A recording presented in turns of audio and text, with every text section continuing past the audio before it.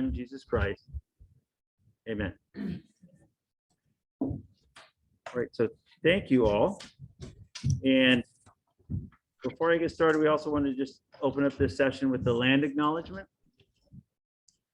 We offer appreciation and respect to the original inhabitants of the land that we are on, including the Nisenan people, the Southern Maidu, the Valley and Plains Miwok, the Winton Patwin peoples, and the people of the Wilton Rancheria.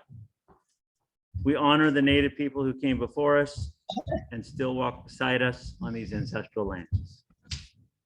So thank you again all for being here, and I apologize, especially those of you on Zoom. I don't know if you can hear the racket going on upstairs, but we are in the basement of a gymnasium, and apparently it's game night. So hopefully we'll speak loud enough that you'll be able to hear. My name is Bob McCoy. I'm a member of St. Francis of Assisi Parish, and also a member of the Pathways for Justice Committee and the chair of the Catholic Social Teaching subcommittee of that. And my purpose here tonight is just to do the quick introductions, and then we'll get to our speakers. So firstly, I want to talk about what Catholic social teaching is. And in a nutshell, Catholic social teaching is an area of Catholic doctrine concerning matters of human dignity and the common good in society. The ideas address oppression, the role of the state, concern for social justice, the issues of wealth distribution. Its foundations are drawn from the Bible and early church doctors and theologians, and more specifically laid out by Pope Leo XIII's 1891 encyclical letter Rerum Novarum, focusing on fair and just economic distribution. Catholic social teaching is often abbreviated to CST. And CST it's the official teaching of the church on the social order. It impacts all dimensions of society, including the economic and the political, and it's an essential part of our faith. It's not the church's role to replace the state and politics, nor is it their role to make policies. What the church seeks to do is inspire the state, and in particular its political institutions, with the spirit, beauty, and goodness of Catholic social teachings in order to bring about a more just society. So what do these Catholic social teachings have to do with me or with you? According to the United States Conference of Catholic Bishops, all Catholic people are expected to abide by the spirit, the beauty, and goodness of CST and to apply it in their everyday lives. Each individual person is also expected to encourage the state, by way of their own participation in the political process, to appreciate the spirit of Catholic social teachings and its principles of human dignity, the common good, solidarity, and subsidiarity. Those of you who were with us in our first session, you remember Brother Mark went over those 4 principles in September when we met in September. Doug, can you get another slide? One more.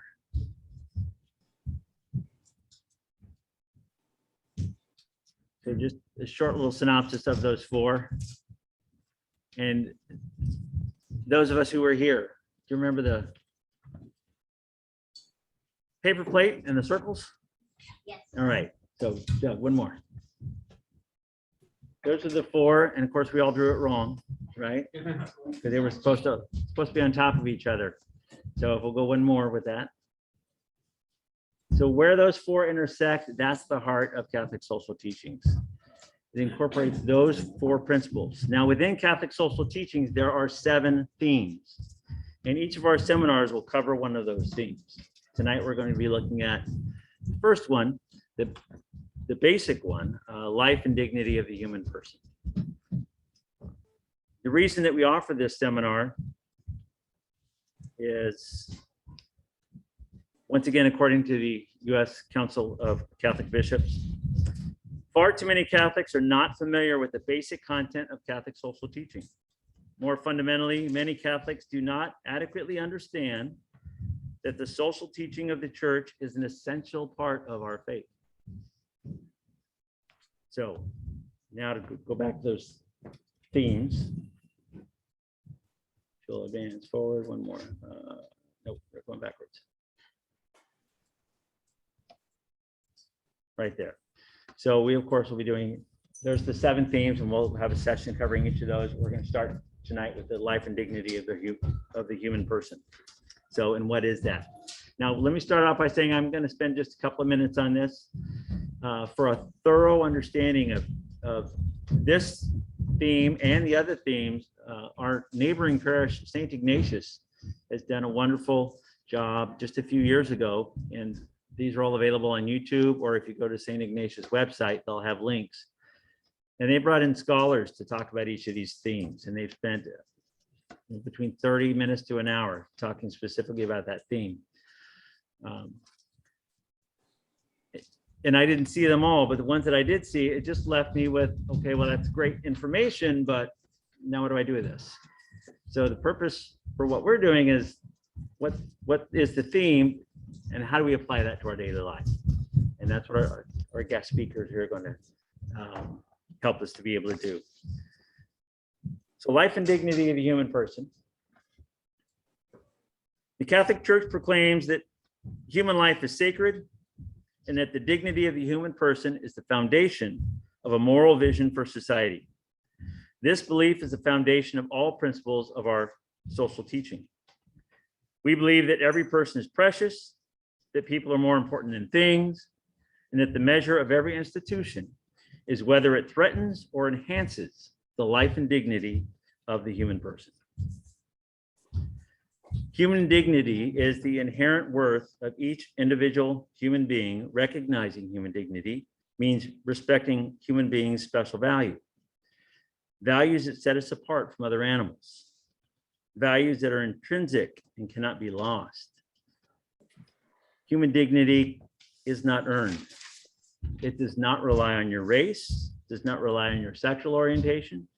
It does not rely on your religion or your nationality or your immigration status, your political philosophy, your gender or your gender identity. It does not rely on your income. There is nothing any of us can do to earn human dignity. There's nothing any of us cannot do to earn human dignity. We have it already.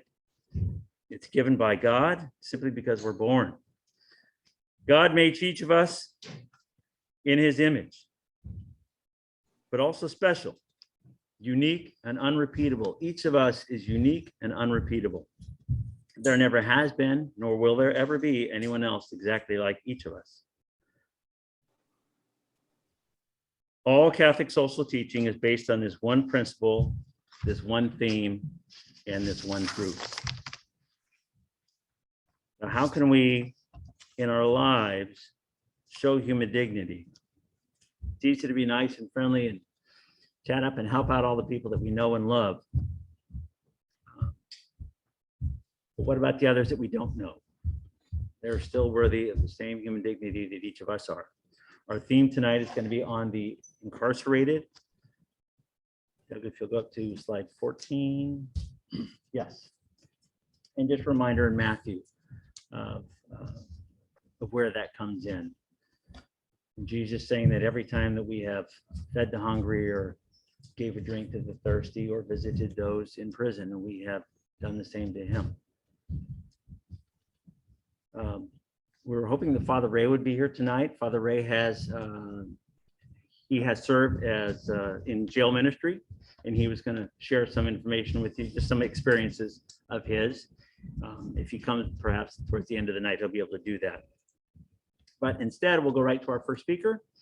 But first, let me introduce Karen Shepard, another member of Pathways, who knows Ellen and is going to be, we'll introduce Ellen, say who she is for us.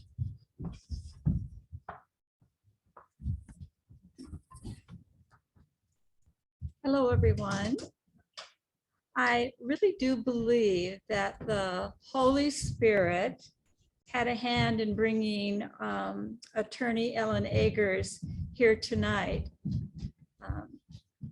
before our committee had really defined exactly what it was in this topic tonight, I went to Reno, Nevada in early November with Ellen and with a mutual friend, and we were doing political canvassing. I won't tell you for who.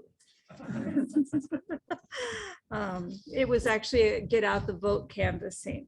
And so we spent 3 days together. It's the first time I met Ellen. And it was not uncommon as we drove from neighborhood to neighborhood for Ellen to accept a call on her cell phone from a prison.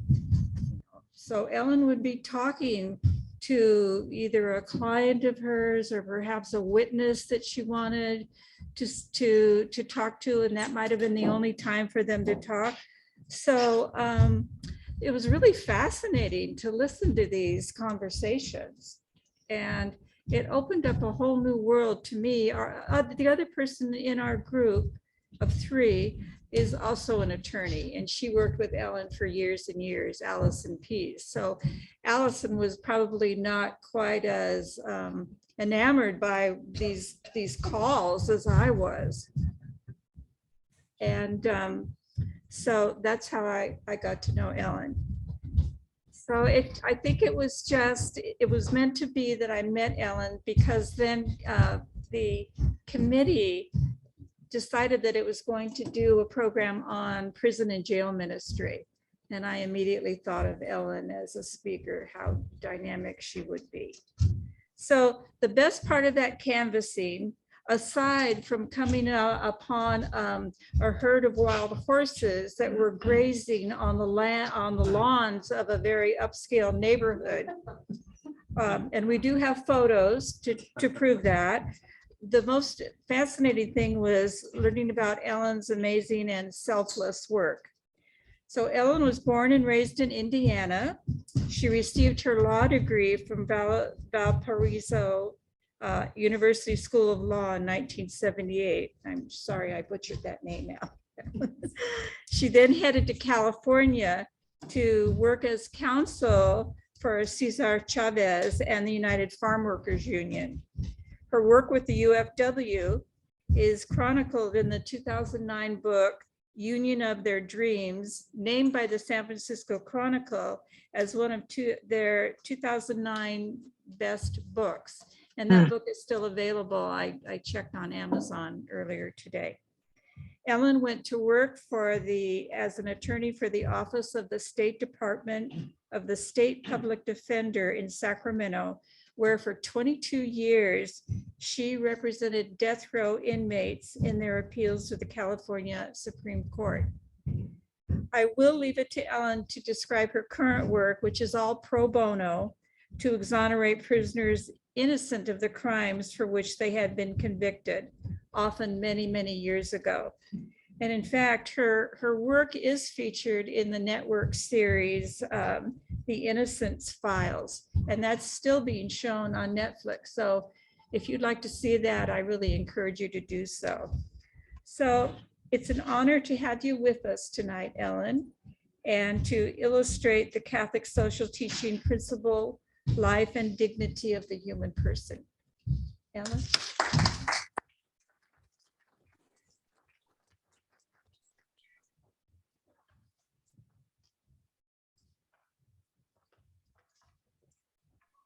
Okay, well, thank you so much, Karen.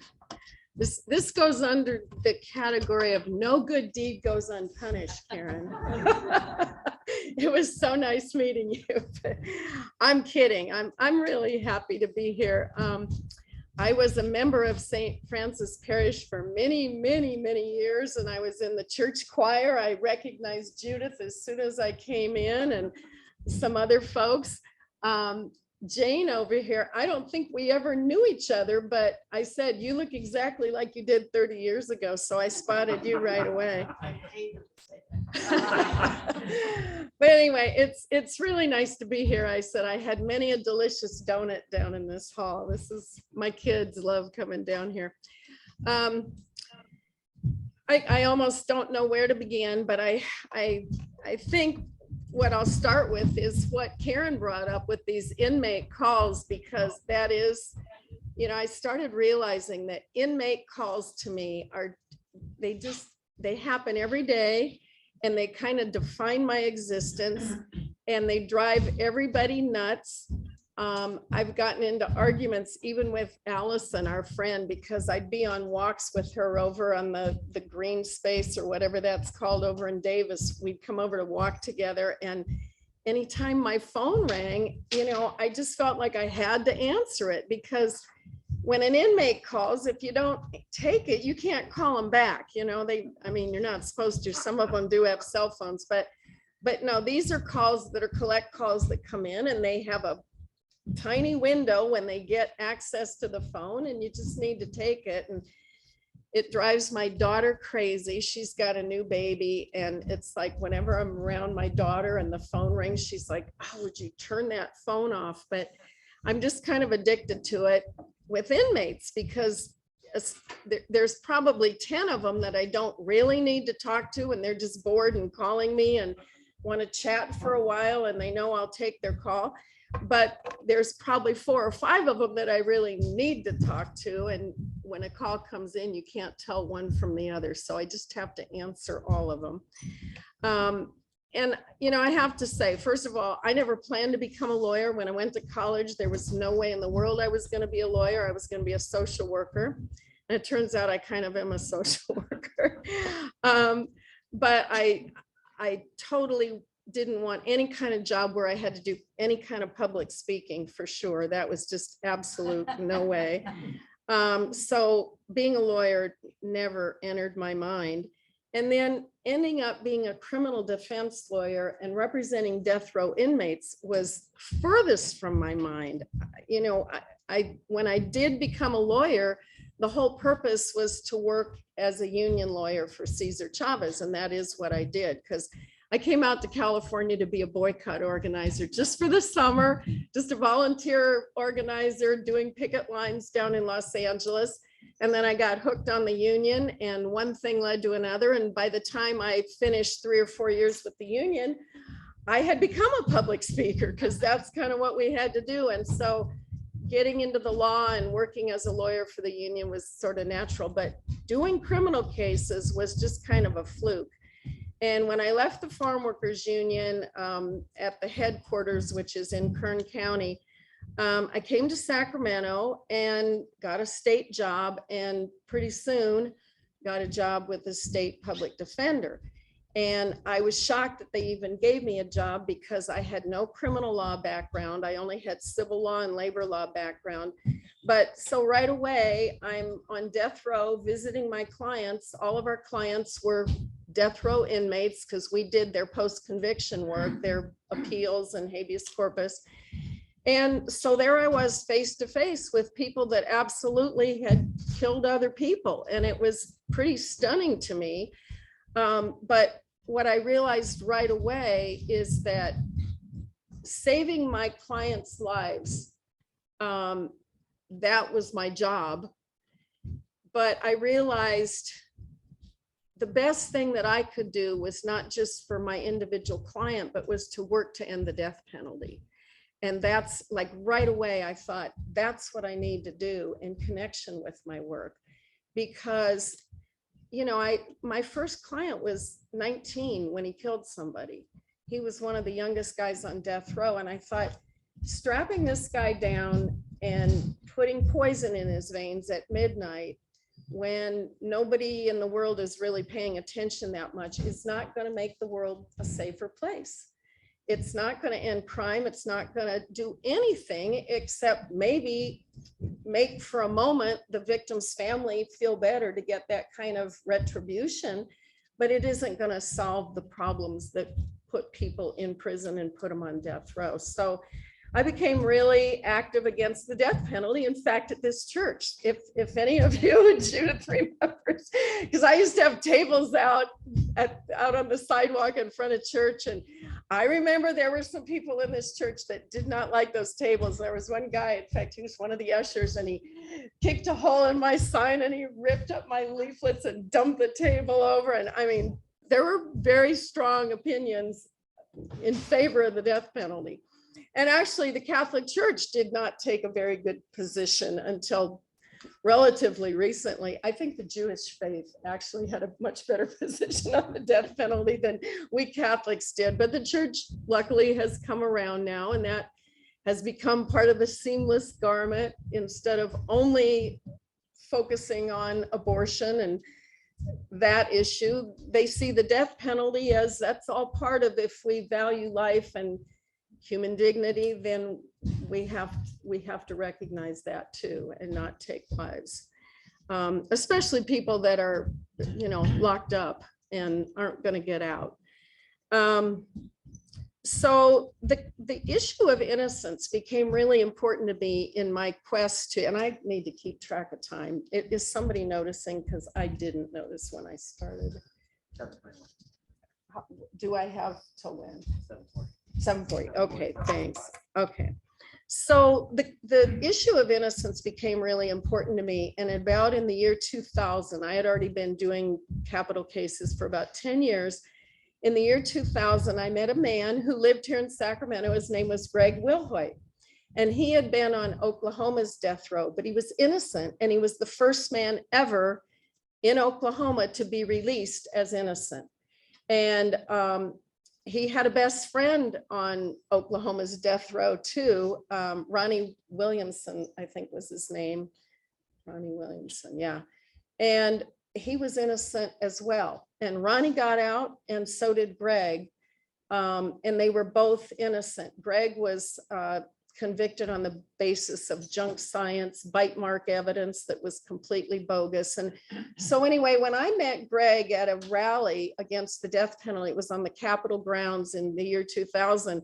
He and I became kind of like a dog and pony show, and I just took him everywhere to classes, and I may have even brought him here. I think at the time that I met Greg, I think I brought him over to, if anybody remembers, David, he started the Experience over there. He was at Westminster Presbyterian. No, nobody, David, he was the minister over there. But anyway, he started sort of a non-denominational church of all faiths, and he had Muslims and Catholics and Jews, and it was called the Experience. And so I think I brought Greg to speak to that group. And anyway, I just became kind of mesmerized with the idea that innocent people are in prison and have probably been executed. And in fact, they have. I was just mentioning to someone here, maybe to Karen, that in 2011, a man in Texas, there have been many people executed who were innocent,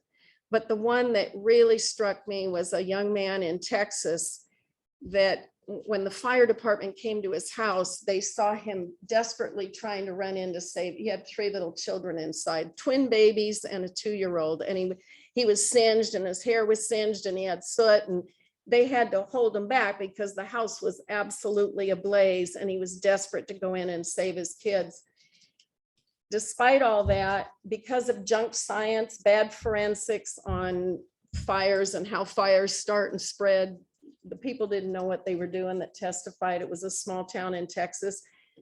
His name was Todd Cameron Willingham, and he was executed in 2011. And he went to his death saying, "You're killing an innocent man." And cases like that, to me, that is the number one reason why we shouldn't have the death penalty, but even for the guilty, we should not have the death penalty.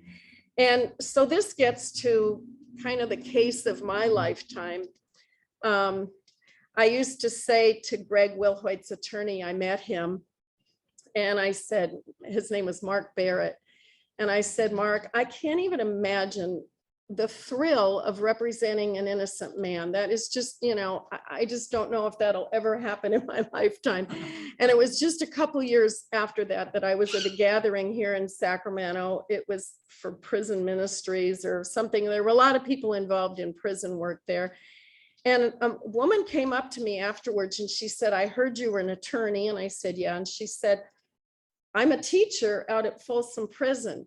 And there's a young inmate clerk that works for me in the classroom, and they did GED work. And she said, would you be willing to come and meet with him? Because I really believe he's innocent. And I was like, well, yeah, I work for the state. I'm a state public defender. I'm not really supposed to, I can't really take private cases like that. You know, they're assigned to us, but we don't just get to pick our cases. But I said, okay, I'll come out and see him. And I took a day off of work so that it would be legit, and went out and met this young man named Frankie Carrillo. And long story short, he was this nice young man. It's his case actually that's featured. Karen was mentioning the Netflix show, The Innocence Files, and there's about 10 episodes. And Frankie's case is 2 episodes. I think it might be episode 4 and 5, but they tell the whole story of his case. And that was really just the case of my lifetime.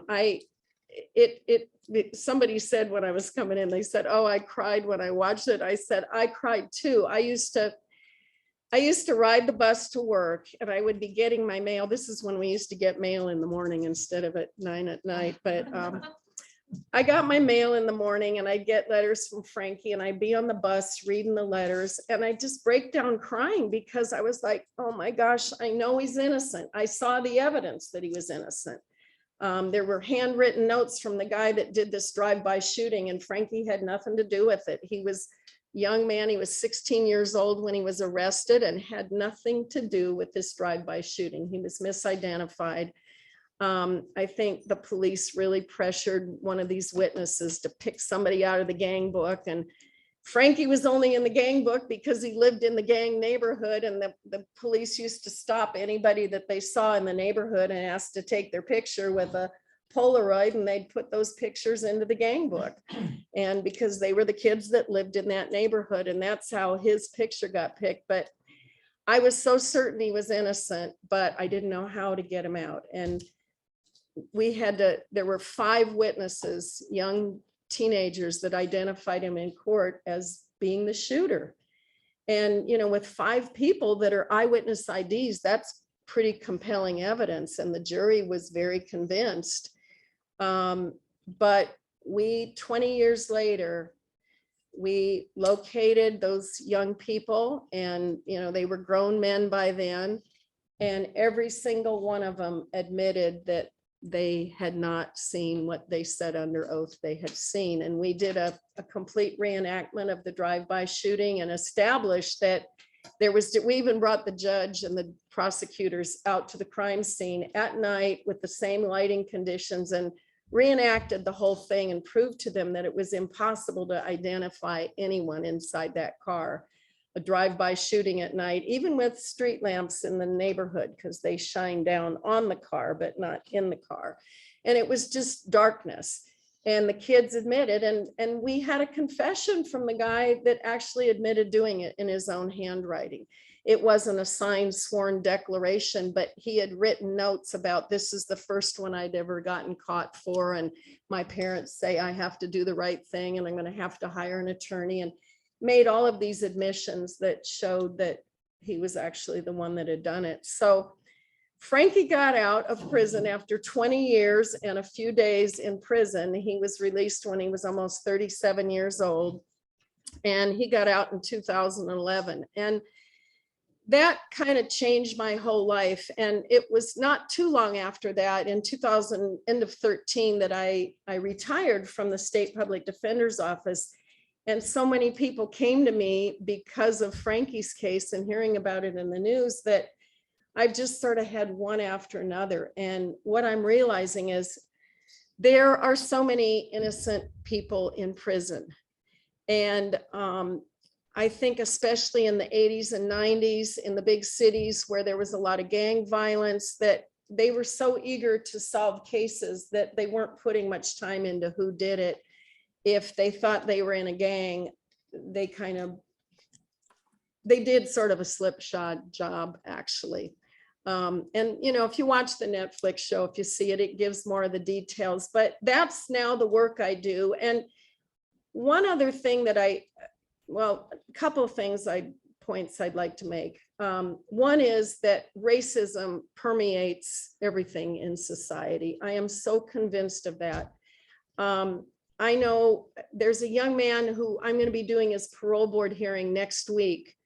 His name's David Diaz, and he's been in for 26 years, and he's also innocent. And the thing about David is he came from the most lovely family. His dad was a Vietnam vet and was pretty strict, but he never used physical punishment. David said we had to write standards. And I said, what's that? And he said, that's kind of like the nuns did in Catholic school. You know, I will not talk back to my mom. 50 times. That was the punishment that the dad gave. The dad taught David how to play the piano because the dad had learned, and he gave piano lessons to his kids. And I mean, they were just a wholesome, decent, good, hardworking family, but they didn't have a lot of money. And they were in a neighborhood in Los Angeles that was just completely inundated with gangs and violence and guns and drug sales. And, you know, it's almost impossible for a good family to live in that environment because you've got to send your kids out and they go to those schools, and pretty soon their peers are people that have really pretty tough backgrounds. And, you know, David is actually, you know, kind of a wimpy guy. The first time I met him, and he had written to me, but he didn't know I was coming to visit him. And I said, hi, David, I'm Ellen Eggers. And he just burst out into tears and started sobbing. You know, he's a real sensitive, sweet, smart young man. And he really had never committed any violence in his life to speak of. I mean, I think, you know, he was a gang member at about age 13. You know, these kids, they see that the tough kids are getting the girls and having the fun and going out and partying and smoking and drinking, and you know, they want to fit in. And so at a really early age, he started hanging out with some of these characters. But, you know, I've talked to David. I said, did you ever use a gun? Did you ever shoot anybody, any weapon? He goes, well, one time I had a paintball gun and I brought it to school, but, you know, I got suspended for having a paintball gun. And, you know, and I said, well, any other weapons? And, well, I had a baseball bat once, but some other guy grabbed it out of my hand and hit me on the head and knocked me out with it. So, I mean, this is a kid that really didn't do much of anything, but he's 26 years in prison because he was misidentified by a witness who just was being pressured by the police, pick out the guy that did it. And she wanted to get a ride home, and she saw her ride showed up and she needed to go, and she just pointed to one randomly. And that's how David ended up with a life sentence, and he's 26 years into it now. So at any rate, my life has been kind of inundated with these stories. But the last thing that I want to tell you, and I just have 5 minutes, is about an organization that I started working with in 2009 when I was still working as a state public defender. And this was because, trying to think how I first found out about it. I think somebody called me at the office and said, I'm with the Alternative to Violence Project. It's a Quaker organization. It was started by Quakers. It's been around since 1975, but they wanted me to go through my Rolodex and see if there were people that I knew that might be willing to take an AVP workshop and become an AVP facilitator. So I started going through my Rolodex, and by the time I finished, after about an hour of giving names, I said, you know what, I'll do it too. Sign me up. I'll take an AVP workshop. So it was over here at the Quaker Meeting House, a 3-day workshop. And it's a conflict resolution group. It's all run by volunteers. Everything's done in a circle where everybody participates. We divide up into small groups and we do things in large groups, and it's all about community building. And as soon as I did it, I knew that they did community workshops, but they also did prison workshops. And that's where AVP started, was in a prison in New York. And it was started by inmates and Quaker volunteers that were coming in to meet with them.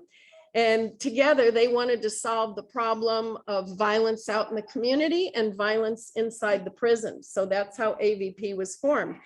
So I started doing these workshops, and even though I had been going in and out of prisons for years to meet my clients and witnesses, I had never really been inside the prison. And so I have been doing AVP workshops with inmates where I have gotten to know thousands and thousands of inmates, mostly lifers, people with life sentences.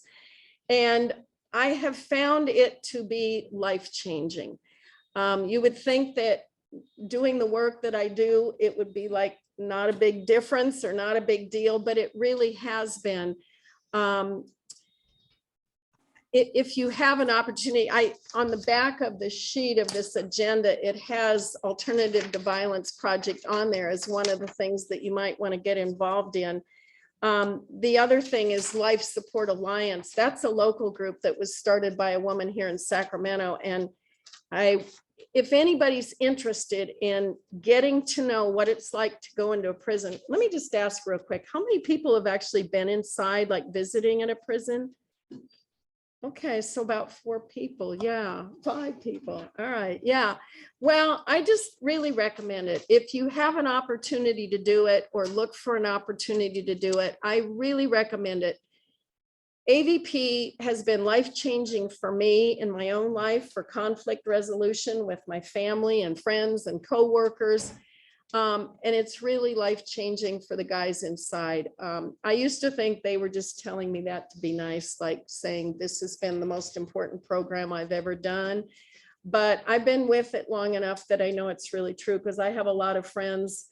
In fact, one of the board members, Doug, you mentioned the Friends Committee on Legislation. I'm on their board too. And one of our board members is James Alexander. And he was a leader of AVP as an inmate at Solano Prison. And that's how I met James. And he's now on the board. And he has no reason to make it up. But so many inmates have said AVP and doing that program was what turned me around.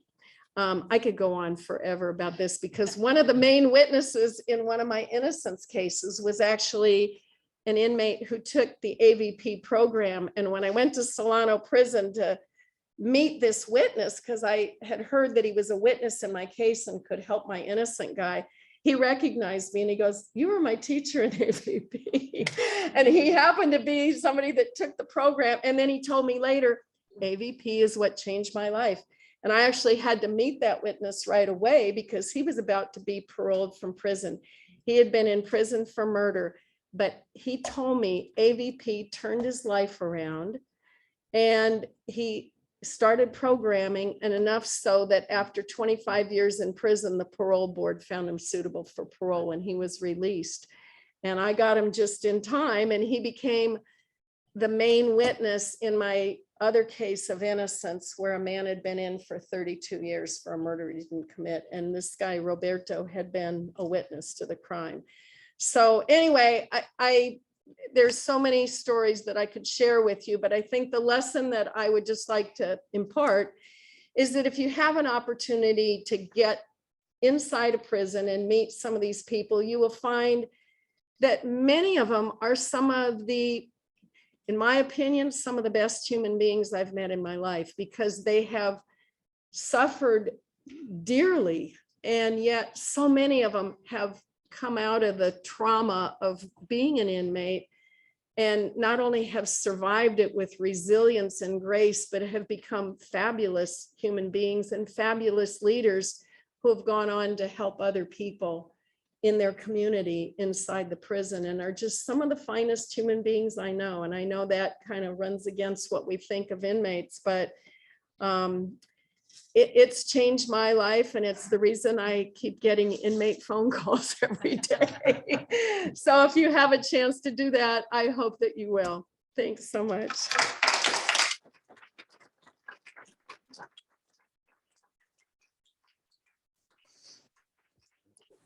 And thank you, Ellen, very much. Thank you for the sharing and sharing of your experiences, and thank you for the work that you continue to put in. It is very important process. So at this point, we'd like to, because we want to know not just what life and dignity of the human person is all about, but how to put it into action. So we've got just some time set aside in, for those of us in the room, you're the roomers, or you are ROOMERS, you're the roomers, and those of you on Zoom, you're the Zoomers. In just a moment, we'll be placing you in breakout groups. And so if you'll join that when you get the invite. On your agenda, there are some discussion questions. If you look at discussion group 1 or discussion session 1, and just at your table groups, if you'll share your responses to those questions with each other, and maybe think about how to apply this kind of work, or how you could apply this kind of work, even if you're not doing it yourself, if you can get the word out or become more informed about it. Just have those discussions either in your table groups or your Zoom breakout rooms. Okay. Could you perhaps, just for folks, anybody who doesn't have the agenda in front of them, go ahead and give the questions out? Oh, And say the questions. yes.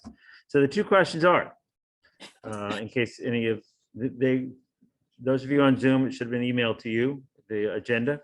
But if you don't have it, visiting the imprisoned is one of the 7 corporal acts of mercy. How would you respond to this? And then there's a book that suggested reading Carrie Weber's Mercy in the City, How to Feed the Hungry, Give Drink to the Thirsty, Visit the Imprisoned, and Keep Your Day Job. That sounds like an interesting book. And the second question is, have you ever worked or volunteered in prison ministries? If yes, what would you tell others about your experiences? If no, what would move you to consider doing this form of outreach? Okay, let's take 10 minutes. Go.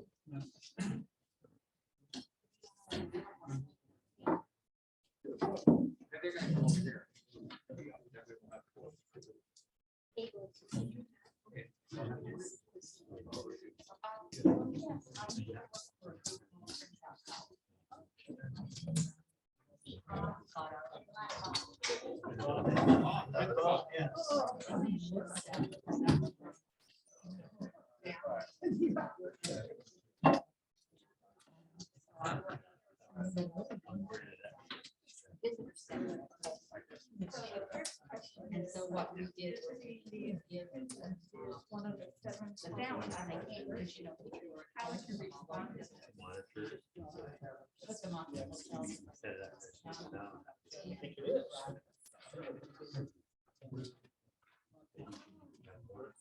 And then I we also speaking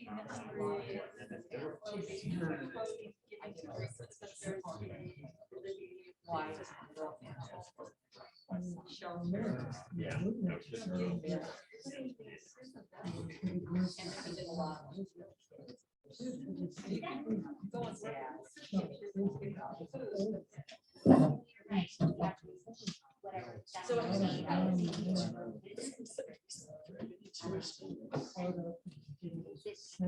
Our speaker had mentioned volunteer. No, I was thinking around. Teacher, prison, right? Yeah, I was very much. But I I was, was, yeah, right. yeah. So we got the show notes. The unison, I don't know. Yeah.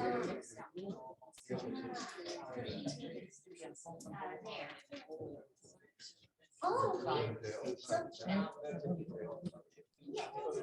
it's close. It's close. But they're used to sales.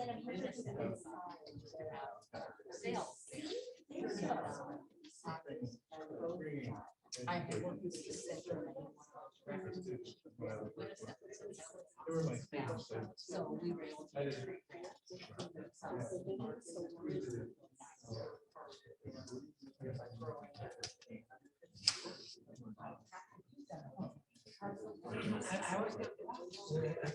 We had a year of prison. And so many classes. Whenever December 7th. Every time it was my turn to go to the classroom, you had April. And then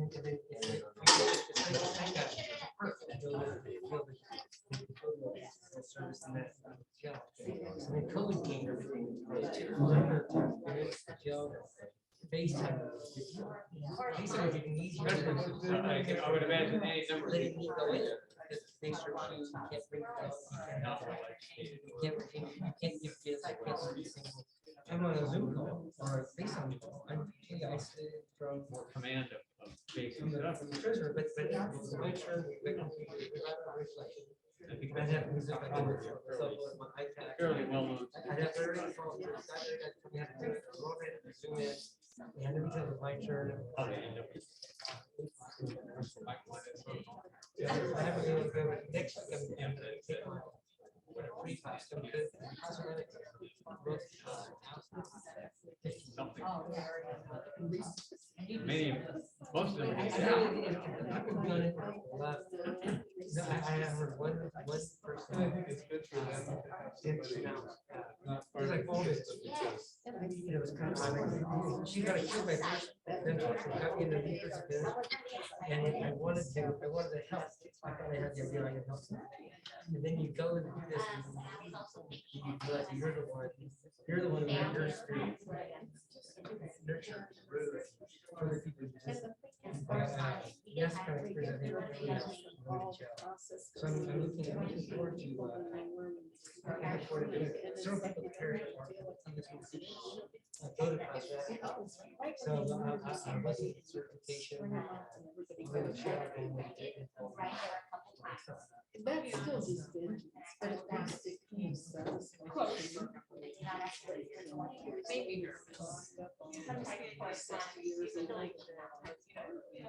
It's very restrictive to resources for safety. And he did a couple of permanent outreach, so 10 pounds, right?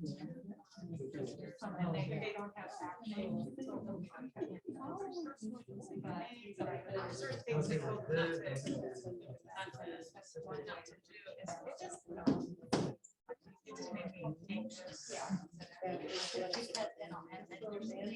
This book by Gary Gilbert. They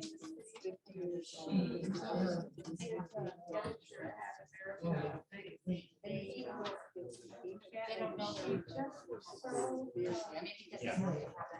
that how she was going to something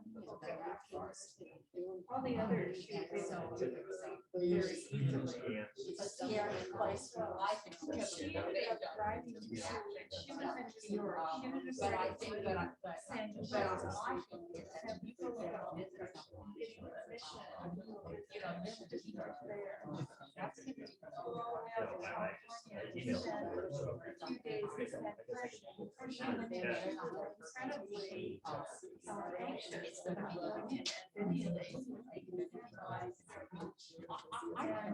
when she got in,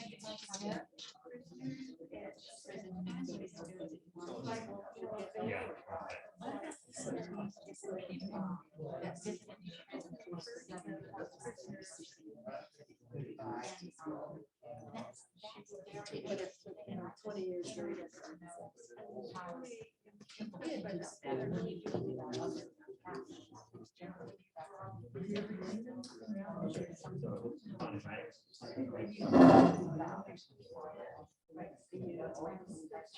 Did you grow up thinking, oh, that's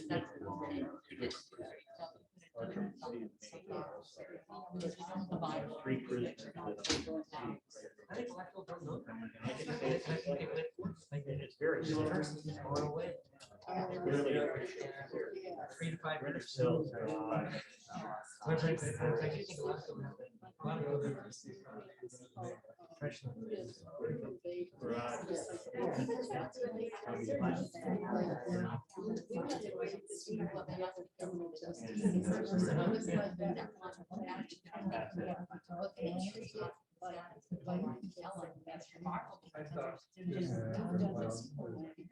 what are your issues? How can we help you? How can we help you? And when they get trained,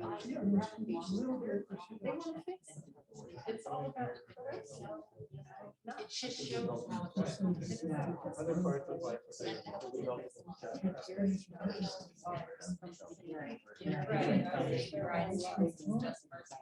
Oh, yes.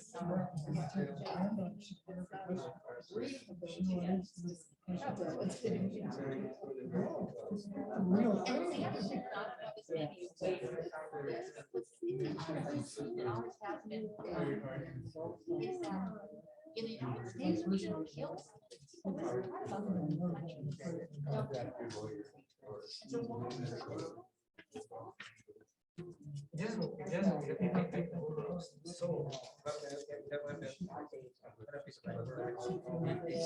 Like, oh, this person there will never do it.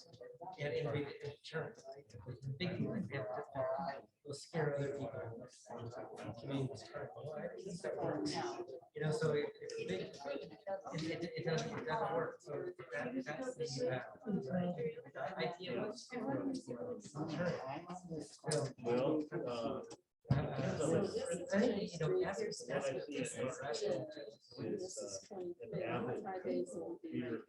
who else suffered? It's got that upstairs. You go down, I haven't even. So there's the other one.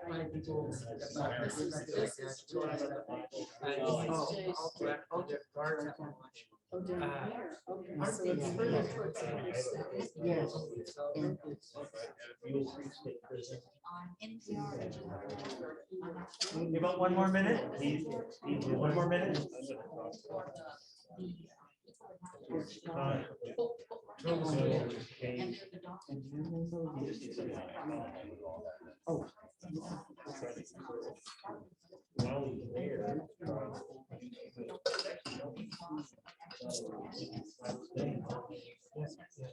Yes, I think you're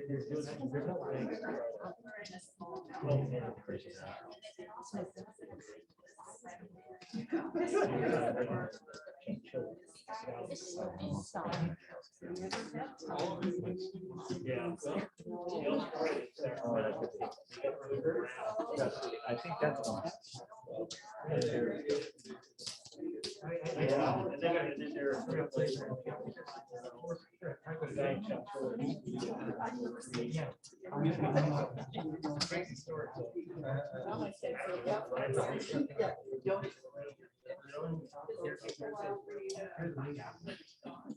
Oh, no.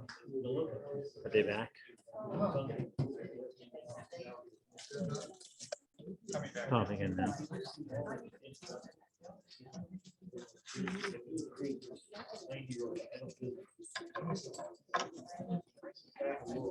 Okay, welcome back, everybody. Welcome back, Zoomers. I know it was a very short discussion time, but hopefully you found something in the discussion, some new ideas. And I also wanted to point out that on the, as Ellen had said, on the back of the agenda, there are some resources. There was also another handout with a variety of resources, not just for those incarcerated, but for any of, for a variety of ways that you can be involved in exercising this theme of life and dignity of the human person, whether it's in charitable acts, a variety of things. Take a look at that other page as well. Those of you on Zoom, you received that already, and hopefully all those links are active, so you can just click on the link to know more about those. Our second speaker tonight, speaking on, well, I'll let him tell more about that. Rabbi Seth Castleman. He's a writer, a teacher, and storyteller, as well as the director of the Exodus Project, which is what he'll be talking about tonight. Exodus Project is with the Society of St. Vincent de Paul through the Diocese of Sacramento. The Exodus Project is an interfaith mentoring program that offers one-on-one and group mentoring, interim housing, employment services, and other resources for people returning to their community from incarceration. Wow. Over the past 20 years, Rabbi Seth has directed numerous programs and organizations transforming the lives of incarcerated men, women, and children, as well as returning citizens. Rabbi Seth worked at the intersection of spirituality and social services. Has also worked with hundreds of correctional officers. We'd like to welcome Rabbi Seth.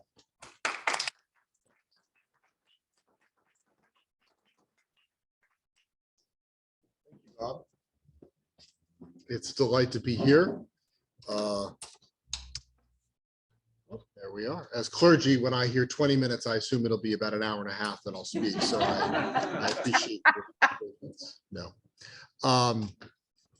It was probably about 20 years ago that I first went into a prison. I had been doing work with juvenile halls in New York City, and I was brought out to do similar work of the intersection of spirituality and social justice and social service in women's prisons throughout California. And I was at Chowchilla Women's Prison, working some with the women on death row and some with women who were peer counselors, and then was invited in on the first day to work with the women who were pre-release. And there were about 45 women in the group. They were all going to be released in the next 5 months, and they had to take this class every day, 5 days a week for the 5 months. And I was supposed to come in and teach them about stress reduction, anger management, conflict resolution, how to deal with their stress and anxiety. And before I started, this was the first day I went in. Before I started the class, the teacher of the class said, well, Mr. Castleman, I have a few announcements and discussion to have first, and then you could start. I said, perfectly fine. And he said, I've been reading your release plans, and I'll be handing them back out to you later today. Please keep in mind that when you get released, you need to be realistic. You're gonna get a muumuu that they sew inside here in the prison to wear, and they'll give you enough gate money to have 2 nights in a cheap motel. And of course, the terms of your parole, you'll have to be going back to the county where you were picked up and arrested and committed your crime, and they'll drop you off at midnight at the bus stop, where your old thugging and drugging buddies will be the only ones that will want to come pick you up, and there'll be dealers and pimps waiting there for you at the bus stop, and your abusive spouses will be back at the house waiting for you there. And as he painted this very grim picture, one woman near the front raised her hand and said, well, you said you were going to look for a halfway house for me. And he said, yes, I did. I looked into it for the county that you're returning to, and I'm afraid there are only 2 beds available for women in halfway houses for recovery from addiction. One is only for pregnant women, and please don't ask Mr. Castleman and myself to help you with that. And the other one is only for active users. She said, well, I've been an addict since I was 13.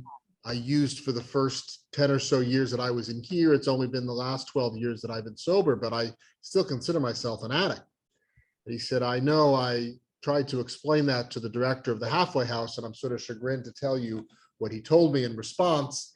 He said you should take your gate money and buy 1 dose and shoot up, and then you can go to the halfway house. God. Now, Mr. Castleman's here to deal with your anxiety and stress. Mr. Castleman? If the person who had hired me to come in wasn't standing between me and the door at that moment, I think I probably would have just left. But instead, I said what they say at the end of many Jewish jokes. I've got some good news and some bad news. I said, the bad news is I can't change the circumstances that you're stepping back into when you leave. The good news is maybe we can find the inner resources to survive and even to thrive in the midst of this turmoil, tragedy, and difficulty.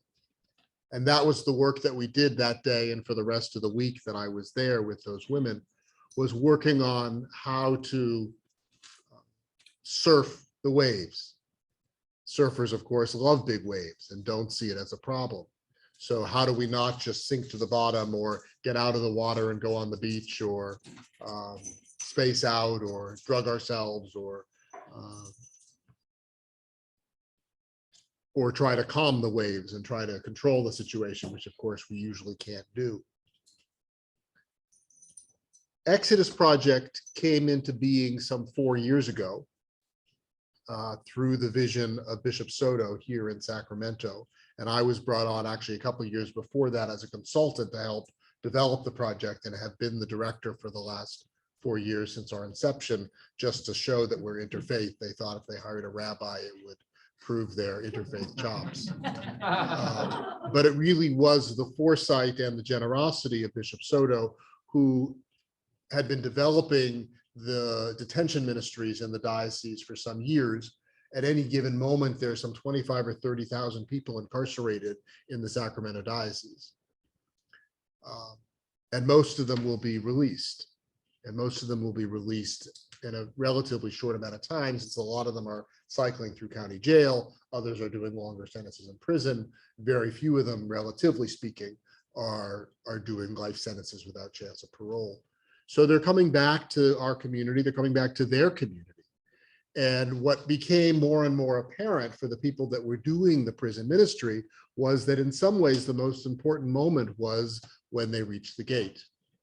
And the difference between people that recidivate, that go back in, and those that don't, has as much to do with the community that receives them as it does with the person who's coming back. So out of that came the idea, the mission, to have a reentry program that the diocese was supporting. The planning went on for a couple of years. The name came up to be Exodus Project.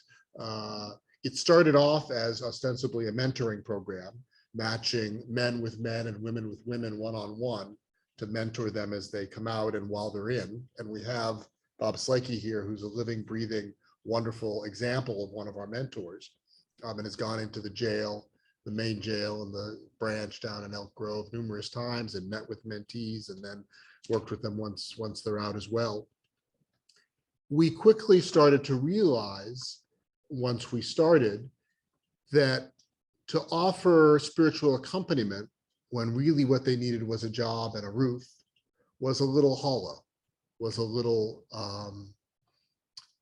insensitive and insincere. It's a bit like when Gandhi said, for many people in the world, they can only see God in a bowl of rice. So we quickly expanded to develop around the mentoring program. We have 4 transitional houses now, 1 for women, 3 for men. We have an employment specialist that helps people get jobs. We offer bus passes, we offer bikes, we help people with car repair, we offer clothing and thrift store vouchers. We have a counselor, a therapist who does counseling. We do sort of full wraparound services, recovery groups to go along with the mentoring. I'm going to pause here. Do we have a video queued up? Toy Story 3? Yes. Yes. We do. Okay. We have a 3-minute video just about our mentoring that we developed a couple of years ago, but is still fairly relevant. Yeah, the one thing we didn't check was sound in the room for this, so I'm going to turn it up as loud as it can go. Okay. But fortunately, the basketball game's over. Yeah. I think folks on Zoom may actually hear this a little better, but we shall see here. We just need to turn the. When I met you in jail, I can tell like you cared. Can we turn the. You can sometimes you can tell right off the back.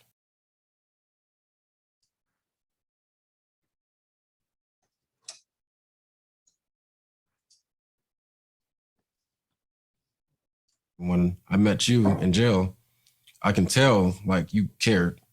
You can sometimes you can tell right off the back, you know, when you meet somebody if what they're about.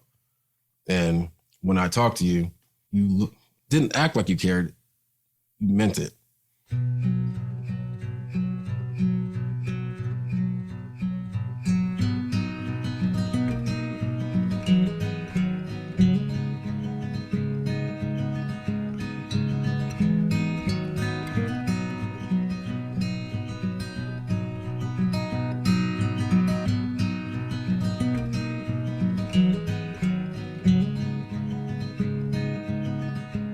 Exodus Project is a bridge of hope and opportunity for people in jail and prison and coming out, returning to their community, our community.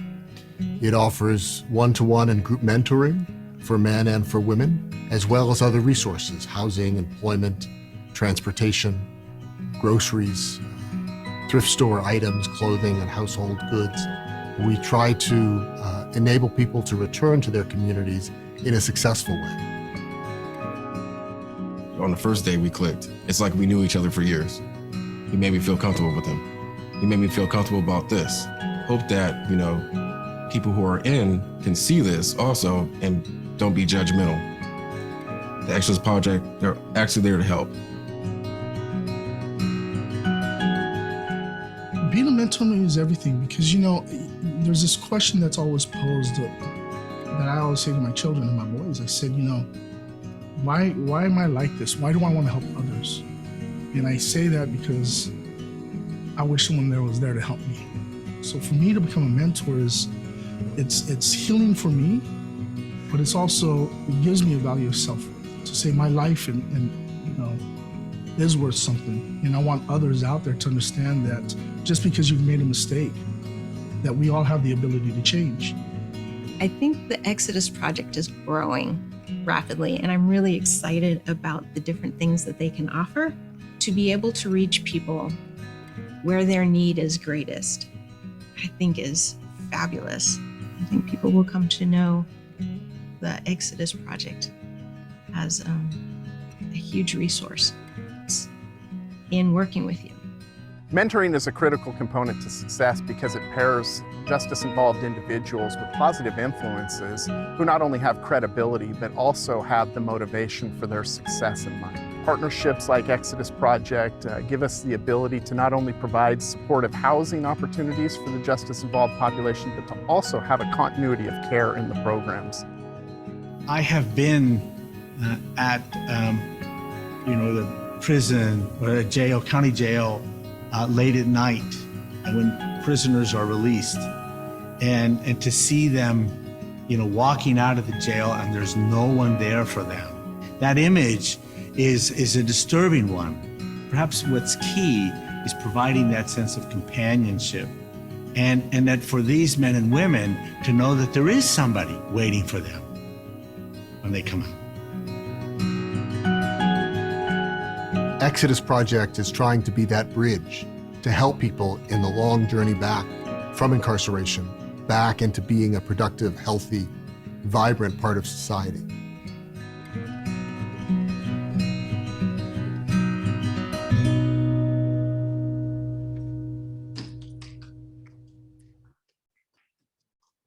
Thank you.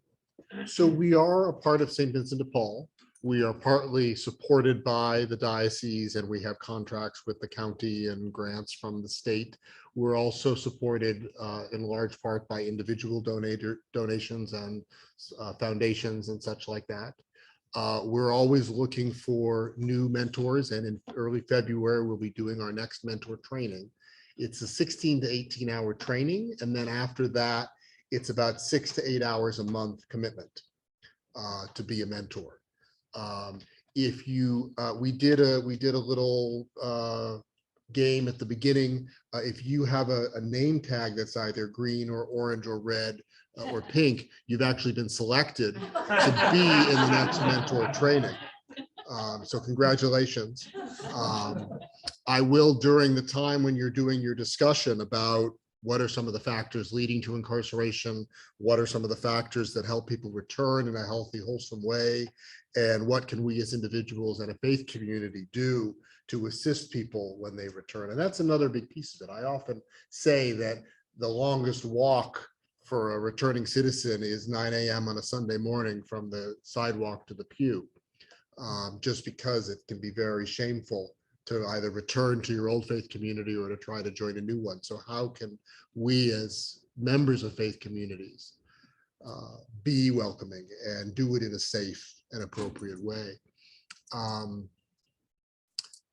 I'll hand out some flyers and some information about the project, about mentoring, about donating, so that you have that material. And then I guess we'll do some Q&A after that. Yeah, so thank you.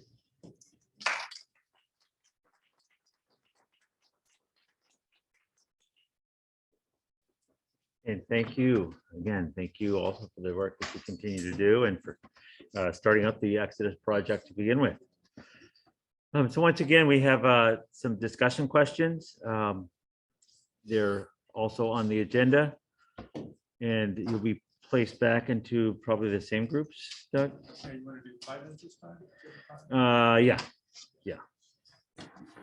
So the questions are, what are the factors that lead people to incarceration? What are the factors that lead people to return to a healthy, wholesome life after incarceration? And what can we as individuals and as faith communities do to assist people reentering their community after incarceration? And I know 5 minutes isn't much. Go.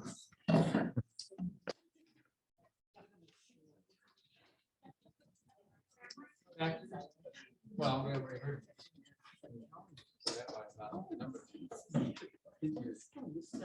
What are you surrounding?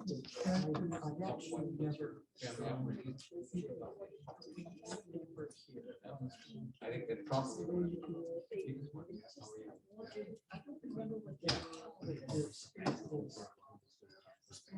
Yeah, my wife is social.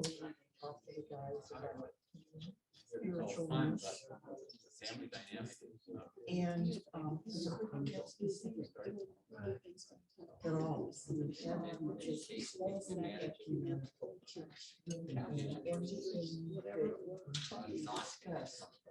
you had to be really careful about disability learning. And that's kind of and they have had a group of really Christian, you're not incarcerated, but they couldn't do something. Well,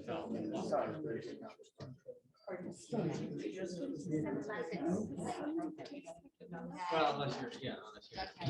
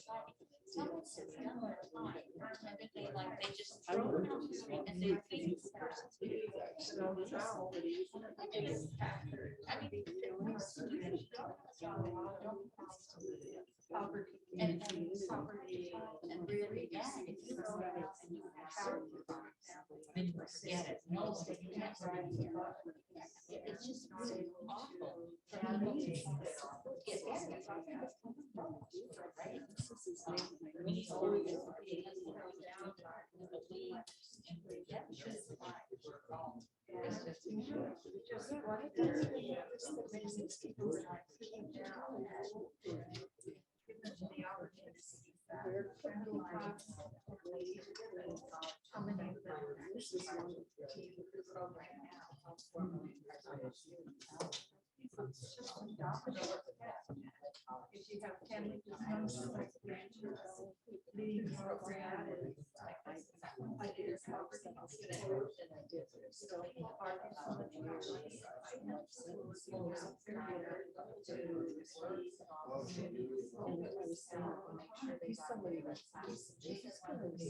just think we have to be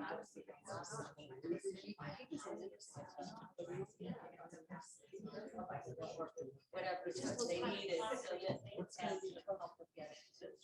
Because he's still a little rough. And like you said, give you second question.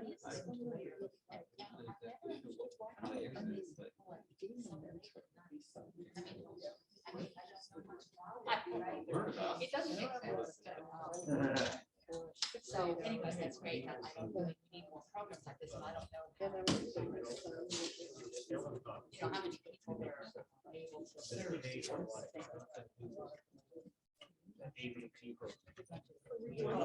Yes, I was gonna say, one of my good friends, but I was person was sent in for. She hired someone to work. We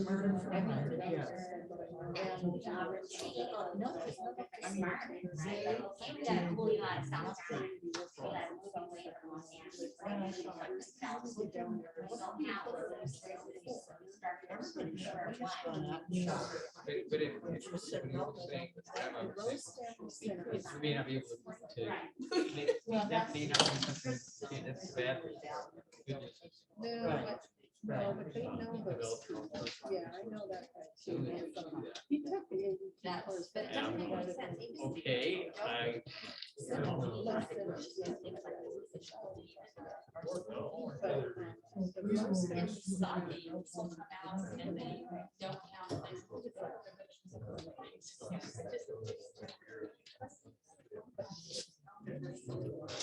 I'll have to ask for number C. Thank you.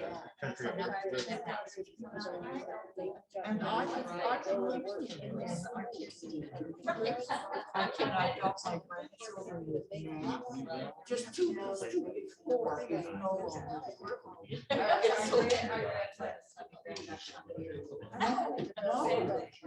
Good luck. I know. Right. But you're right.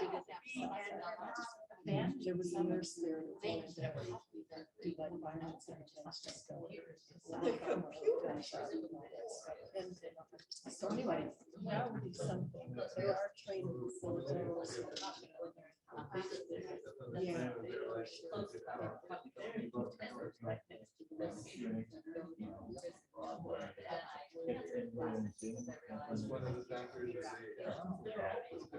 Yeah. So I wouldn't really have been a candidate for teaching. Yeah. Yeah, sociology. That's something. Yeah. Well, and I think about just the changes. Regular life. Interesting. You're not thing that inclined. I was able to watch. One more minute. And just that change. What I.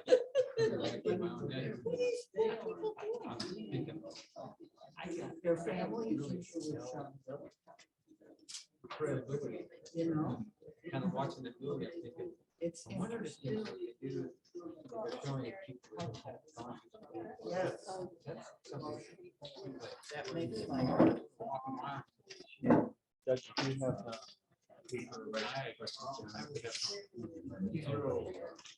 I live in St. Francis. And I've asked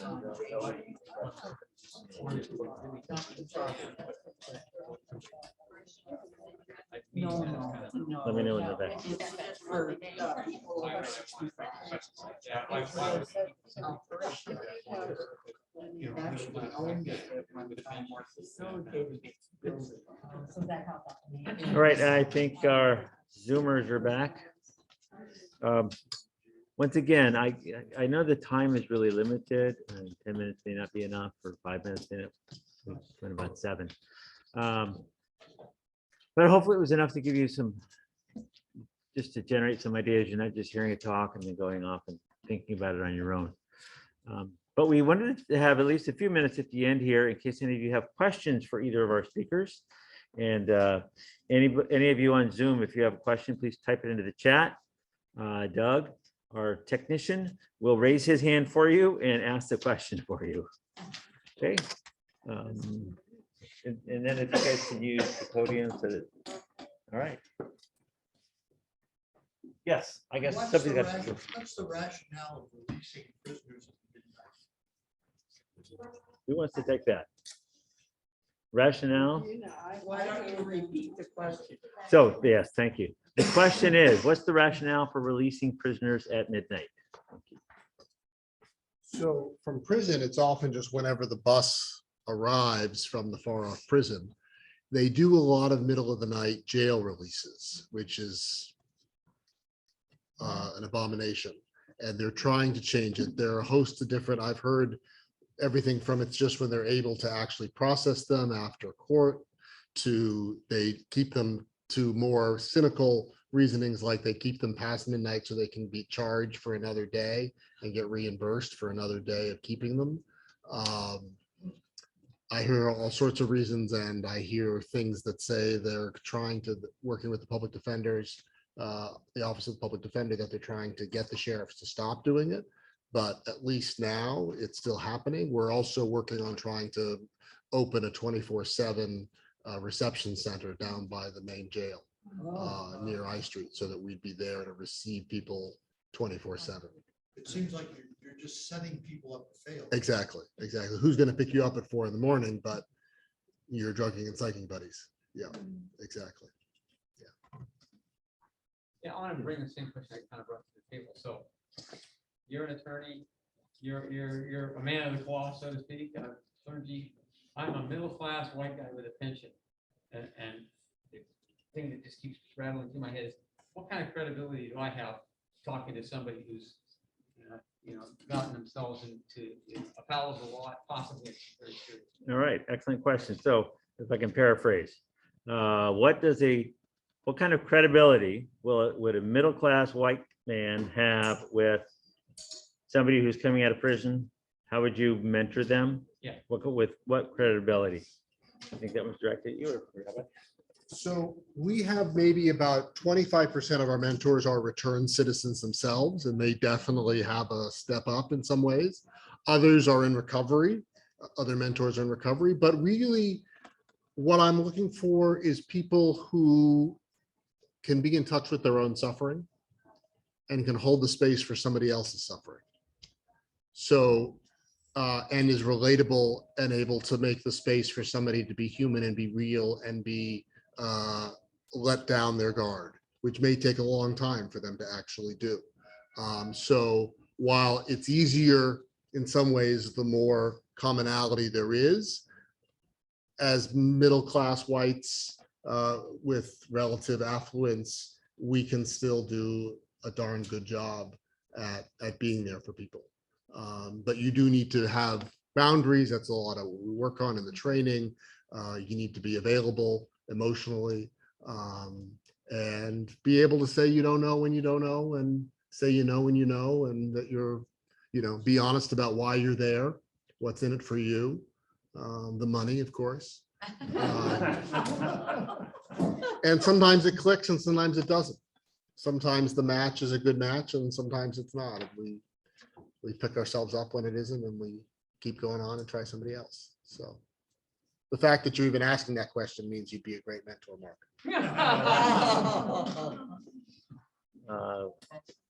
Take it in, and then we'll have one of our online questions. Oh, you can do the online because they haven't had a chance. And Okay. I'll go out. Thank you. Online question. I've got two. One, when would it be possible for someone in El Dorado County to participate? Would they need to come to Sacramento? Is there something up there? Question is, what if you do not live in Sacramento County? In what way could you participate in the, I'm guessing it's in the Exodus project? For example, if you're in Placer or El Dorado County. In this case, El Dorado. So we could potentially match you with somebody in that area. Ideally, you'd come in person for the training, but we've also done hybrid training where people have Zoomed in. So fill out an application for us. We'll talk. We'll see if it's a good fit. It's only 4 different times you'd have to come to SAC for the training. It's not that far. And we could probably match you with somebody that was a bit closer to you. Yeah. One more online question. What do our speakers think of the proposed expansion of the county main jail? Hearing on December 7th, the County Board of Supervisors. Alan, would you like to take that? Okay. The question is, what do our speakers think of the expansion of the county jail that's coming up? So I don't think it's the best use of resources. I don't think anytime soon we're going to be tearing down the prison walls. But at the same time, I think programs like the work that Ellen's doing, programs like Exodus Project, more money to the public defenders, more money to nonprofits and faith-based groups that are doing the work would be a much better use of resources than expanding our jail. And I don't think it's actually solving the issues of overcrowding and having enough resources for mental illness, which, when you talk about the what leads to incarceration, mental illness and addiction, along with poverty and racism are kind of the four big ones that feed into it. And I don't think just making a bigger jail with nicer facilities is really solving any of those problems. But that's my rarely humble opinion. Thank you. Peggy. Oh, first, I just want to commend both of you for your work. It's very inspiring, and helpful, and bringing light. Thank you so much. And what you're doing, Rabbi, is just music to my ears, because I've been in situations in the past as a social worker where I just pulled my hair out trying to help someone who's come out of prison because there's no place for them to go. And there's just no support, and I'm just thrilled what you're doing. And I believe that one-on-one interaction is a wonderful thing. And I think that if you're really sincere, I think, Mark, that you don't have to have the same life experience as the person, but people can see it in your eyes if you care about them and if you listen to them. And I think that makes a huge difference. But the other part of it is we have all these efforts, and it's so hard for us to piece together the money and the volunteers. And I'm wondering if you know, are there any legislative initiatives that might put some more money into these sorts of programs? I mean, we have a good state, you know, we're not Mississippi. So do you know of anything that's happening, or anything that we could lobby for, either of you? So the question is for our Zoomers is, do either of our speakers know of any upcoming legislation or any other programs that we could, as voting citizens, voting members of the public, that we could be lobbying for and contacting our legislators about? I don't really, but you know, in response to that, oh, I'm sorry. Oh, For the Zoomers. yes. I just want to say something about volunteerism, because I know we tend to always think if we had some government money, and I don't want to, I know you probably do get grants and some government money, and there's always a need for money to run programs like that. But I just can't stress the importance enough of volunteerism. And I said to Rabbi Seth, when I was a member here in the parish and was in the middle of doing my work, I used to think, I wish that every single person that sat in church in every denomination in this country would be paired with someone in prison. Because of all the people that go to church, it would only take that one-on-one relationship with somebody inside that would make a huge amount of difference. And AVP was the group that I mentioned just briefly, these workshops, and it's all run by volunteers. And it's been one of the most successful programs in prison that has stood the test of time. It started in 1975. It operates in 40 countries around the world and 30 states in the United States. And it's in, I think, every single prison in California. COVID kind of shut it down for a while, but I'm going to be going back in again. But it's all run by volunteers. That's one of the premises of it. And I just think that's the most important thing. And there may be legislation, and, you know, we can always do more. I think on the legislative scene, there's been some really great developments, at least speaking as a lawyer, that had changed the felony murder rules so that people that are serving life sentences and didn't kill anybody, but maybe they were the getaway driver in a robbery gone bad, and then they get hit with a life sentence. We've changed the laws considerably so that people have a chance to sometime get out of prison, or at least show up before the parole board. So, but I'm just thrilled that I met Rabbi Seth tonight, because he runs halfway houses, and I've got people that need those kinds of services, you know, that, so I would say become a volunteer and become a mentor. And it's not going inside the prison, but it's absolutely as important to help those people transition, and just to have somebody that they can count on that cares about them. It makes a huge difference. So, yeah. Is there one more question, either on Zoom or in the room? Could Ellen remind us what AVP stands for? Alternatives to Violence? Oh, Project? yeah, that's it. Alternatives. Oh, Nope. I can say go it. ahead. Oh, yeah. Tell me what it is. Alternatives to Violence Project. Alternative to Violence Project, ATV, Alternative to Violence. AVP. AVP, Yeah. sorry, AVP, thank you. Okay.